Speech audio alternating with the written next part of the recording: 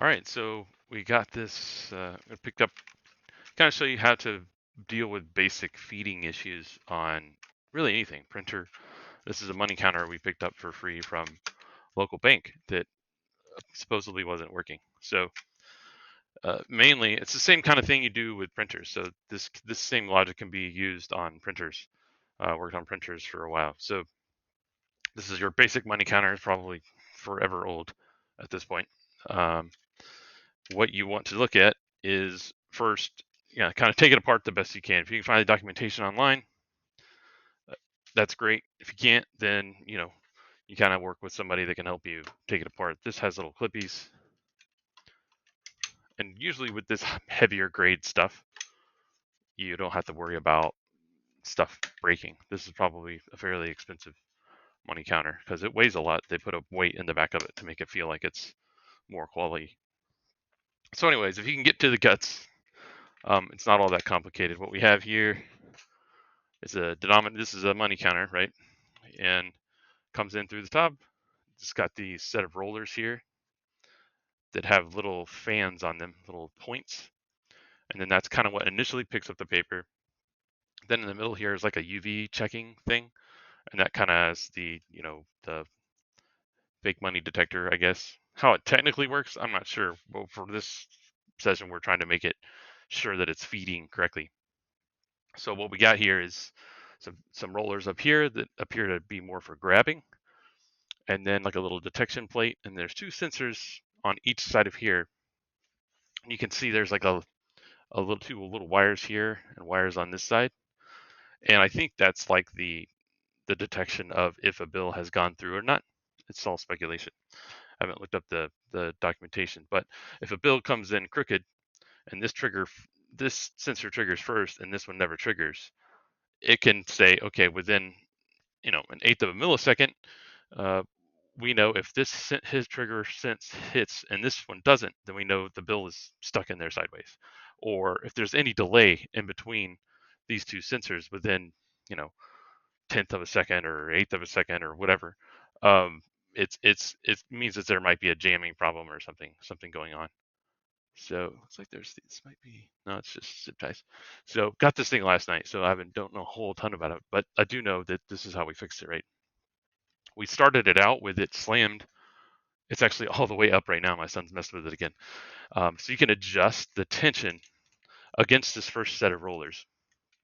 Now, the first thing you want to do is take all this off and get a can of air, or if you have an air compressor and you know how to use it correctly on electronics, air compressors can be great for cleaning out things, but they can be dangerous because you're pushing large volumes of moisture because the air has moisture in it, and that compression will capture that moisture, and sometimes you'll be blowing what essentially is wet air on your electronics. So you have to be careful with blowing using like a outside compressor on stuff like that.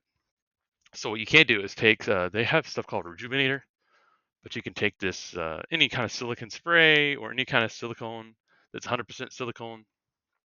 You might even could want to rub it down with alcohol or scrub this with some kind of old toothbrush. Get your silicone stuff in there. That will kind of rejuvenate or reinvigorate these little rollers because, like anything, rubber plastics start deteriorating over time. And if you take care of them and you maintenance them properly, which this probably didn't have any maintenance on it, you can get a lot more out of your devices. And that goes with printers. Printers has rollers. They're called pickups. Same kind of thing. It'll be a big squishy roller, and you can order parts for your printer, believe it or not, to fix them. So you can replace the pickup rollers for your printers when if it's not feeding correctly.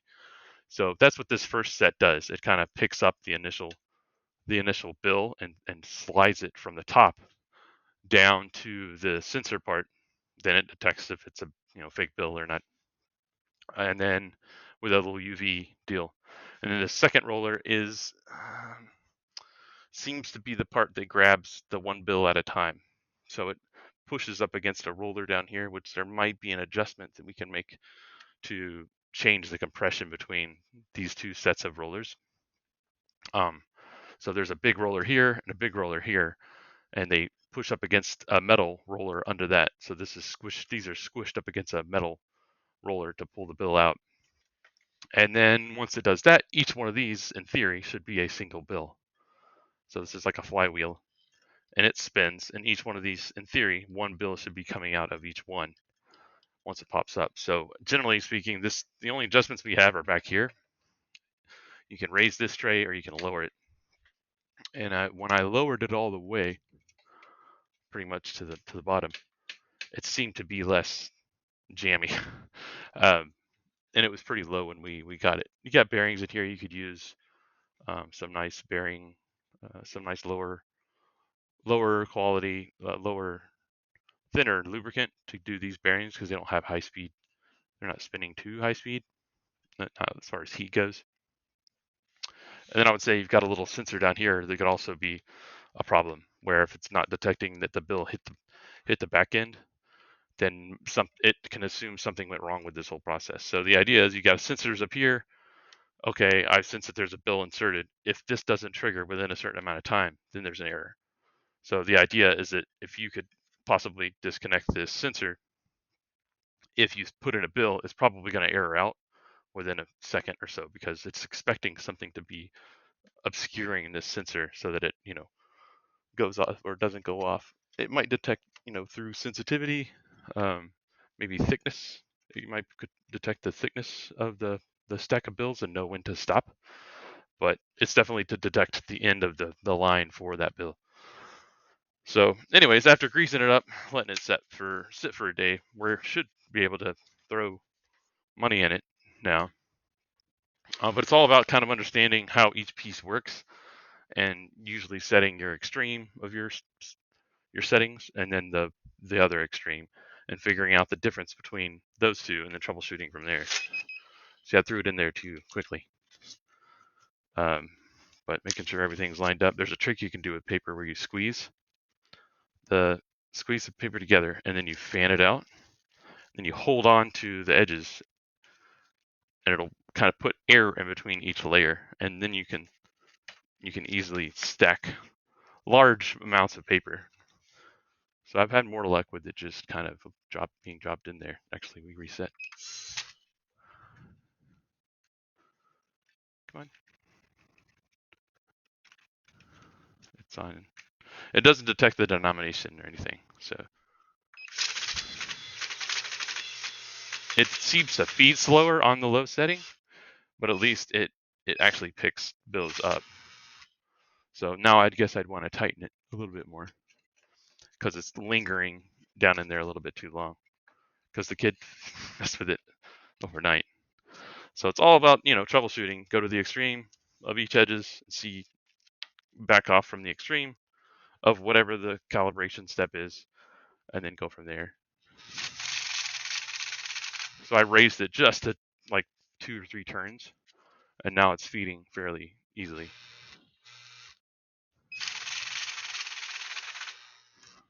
There you go. Now you can count all your monies.